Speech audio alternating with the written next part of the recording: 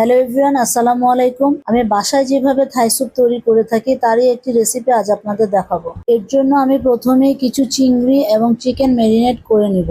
Marinate করার জন্য তাতে আমি হাফ চা চামচ সয়া সস, হাফ চা চামচ করে আদা বাটা, রসুন বাটা দিয়ে এগুলোকে ম্যারিনেট করে নিব। 10 মিনিট ম্যারিনেটের পর তাতে আমি চুলায় দিয়ে কিছু বাটার ঢেলে রসুন কুচি দিয়ে ভালোভাবে ভেজে প্রথমে চিকেন এবং তারপর চিংড়ি দিয়ে একটু ভালোভাবে ভেজে রেখে দিব। এখন আমি একটা বোল নিয়ে তাতে 4টা ডিমের কুসুম, মাশরুম, কয়েকটা লেবু পাতা, কয়েকটা আদা, তারপর কিছু কাঁচামরিচ, সয়া সস, টমেটো সস দিয়ে ভালোভাবে মাখিয়ে নিব এবং তাতে হাফ চা চামচ গোলমরিচের গুঁড়াও দিয়ে ভালোভাবে মাখিয়ে নিব। মাখানোর পর এখানে আমি প্রায় 3 মগ পানি ঢেলে দিব, দিয়ে আরো বেশ খানিকটা নাড়িয়ে নিব। তারপর একটি বাটি নিয়ে তাতে 3 চা চামচ কর্নফ্লাওয়ার গুলিয়ে সেটা সাইডে রেখে দিব। এবার চুলায় যে প্যানে চিংড়ি এবং চিকেন ভাজা হয়েছিল সেই প্যানেই আমি মিশ্রণটি ঢেলে দিব এবং ঢেলে দিয়ে বারবার করে নাড়াচাড়া করতে থাক। নাড়াচাড়া করার পর তাতে আমি 2 চা চামচ চিনি এবং হাফ চা চামচ টেস্টিং সল্ট দিয়ে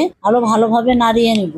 এরপর তাতে কর্নফ্লাওয়ারটা আমি আস্তে আস্তে করে ঢেলে দিব। ঢেলে দেওয়ার পর যখন এর মিশ্রণটা ঘন হয়ে আসবে তখন আমি তাতে ডিমের সাদা অংশগুলো দিয়ে দিব। আর এভাবে আমি বাসায় থাই স্যুপ তৈরি করে থাকি। আমি এখানে থাই স্যুপ তৈরি করার ক্ষেত্রে লেবু পাতা ব্যবহার করেছি, কারণ আমার হাতের কাছে থাই স্যুপের পাতা ছিল না, তাই।